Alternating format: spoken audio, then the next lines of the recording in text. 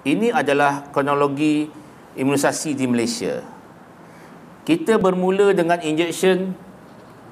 Pada awal-awal sebelum merdeka tu kita ambil 2 injection sahaja. Kita mula dengan injection diphtheria dengan tetanus. Lepas tu bila lepas merdeka kita start wajibkan BCG. BCG untuk apa? Cuba cek masing-masing dengan bahu sebelah kiri. Jangan cek punggung.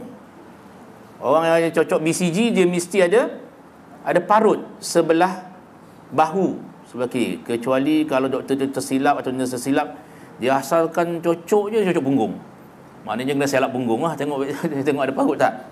Okey. BCG kita cocok. Start kat sini. Dulu-dulu dia seolah-olah menjadi yang macam wajib. Siapa tak cocok BCG tak boleh birth cert. Tak boleh sijil lahir. Jadi semua orang cocok BCG. Apa fungsi BCG? BCG untuk cegah TB. Bukan TB hitam putih, TB warna, TB plasma tu. TB, tuberculosis. Tuberculosis, penyakit yang bila orang kata penyakit TB saja, banyak orang kata batuk keluar darah kau. TB je batuk keluar darah. Tak. Walaupun TB ni dikenali sebagai batuk kering. Orang Melayu dulu panggil batuk kering. Tetapi batuknya memang tak kering. Dia ada keluar darah juga. Okey, dia keluar kahak. Dan jangan ingat TB cuma dekat paru-paru sahaja. Ada orang kena TB dekat otak.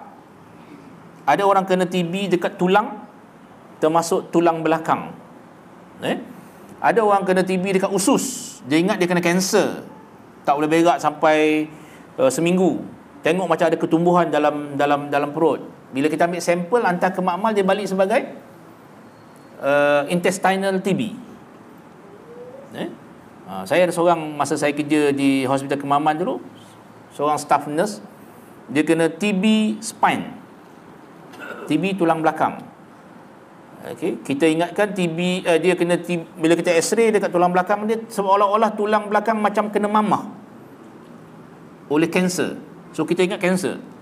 Hantar ke Kuantan hantar ke KL, masih diagnosis dia kanser, spinal cancer, tulang belakang, kanser tulang belakang. Tetapi beberapa hari sebelum operation, ada seorang doktor tu dia kata, why don't kita check for TB? Sebab TB masa tu masih tinggi lagi di Malaysia.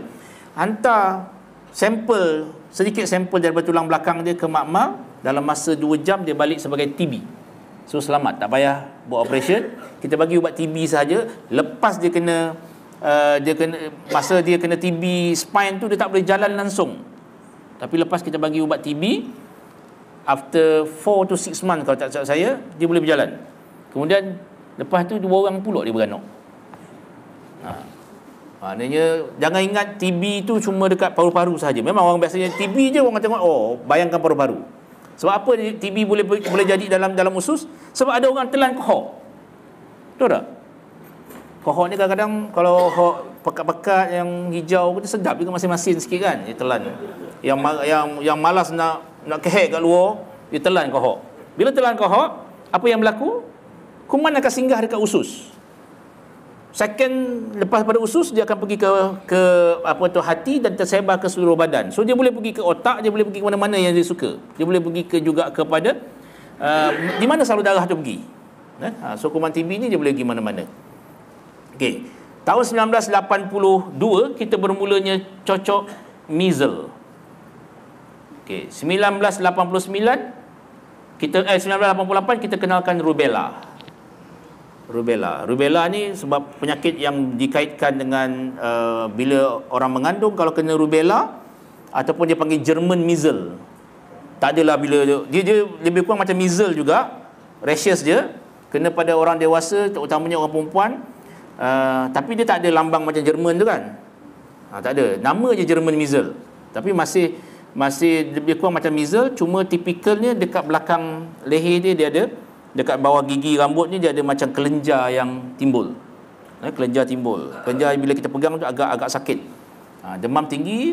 Lain tu dia punya presentation sama macam demam campak biasa. Cuma bezanya demam campak biasa tak ada tak ada kelenjar timbul dekat tengkuk dia.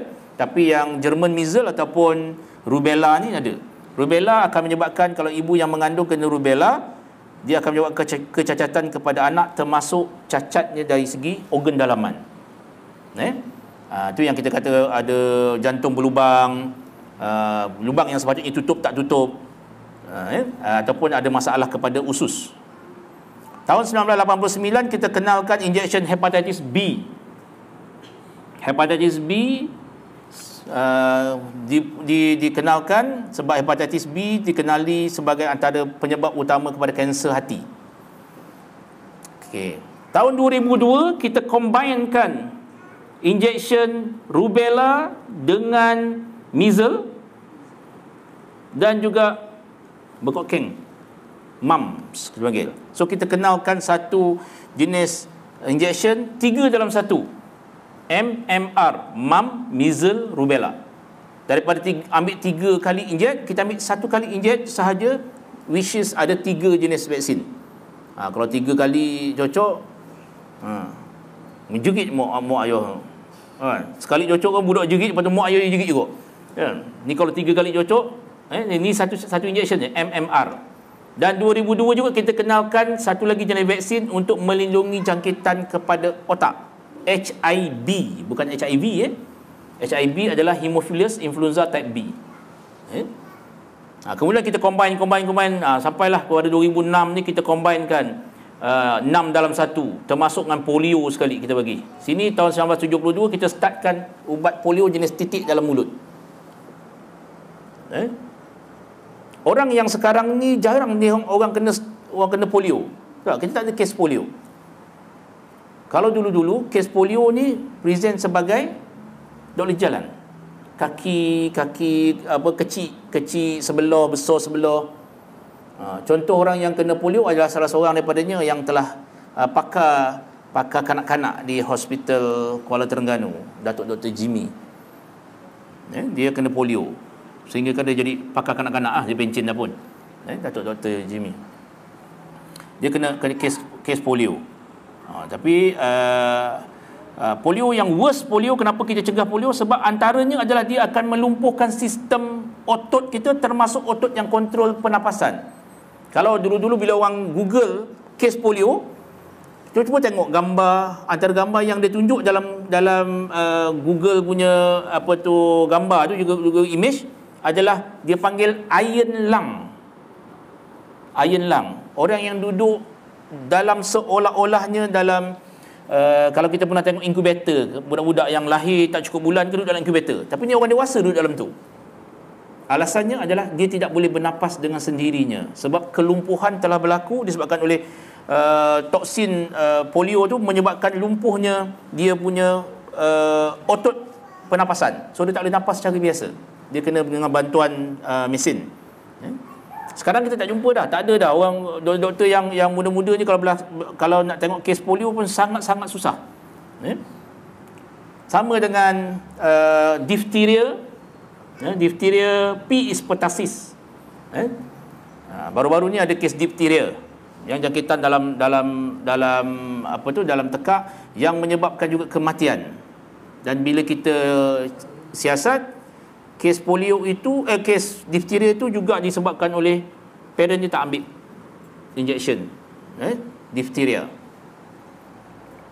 Ini antara termasuk juga HPV, human papillomavirus, yang diberi kepada anak-anak remaja kita untuk cegah kanser cervix, kanser pangkal rahim. Kita tengok dia punya program imunisasi di Malaysia. Sekarang ini program imunisasi di Malaysia ini dia untuk anak-anak kita. Lahir sahaja ambil BCG dengan hepatitis B. Umur sebulan ambil hepatitis B yang kedua. Umur 6 bulan ambil hepatitis B yang ketiga. Lepas tu 2, 3 ambil diphtheria, tetanus dengan pertussis, termasuk HIV dan juga polio. Dia combine terus. 1, 2, 3, 4, 5 vaksin. 5 in 1. Ni dos pertama, dos kedua, umur 5 bulan, dos ketiga. Umur 18 bulan, booster. Umur 9 bulan, kita ambil umur MMR yang pertama, MMR yang kedua umur setahun. Okey, measles tak diberi dah kepada injection measles sahaja, tak diberi dah kepada anak-anak di Semenanjung Malaysia. Cuma diberi untuk orang Sabah. Tapi orang Semenanjung semua dapat MMR. Orang Sabah ambil measles, cocok measles umur 6 bulan. Tapi anak-anak kita ambil measles rubella umur 9 dan 12 bulan. Kemudian kita ada booster masa darjah 1. Ambil injection booster, sama juga. Yang JE ni khas untuk orang Sarawak sahaja.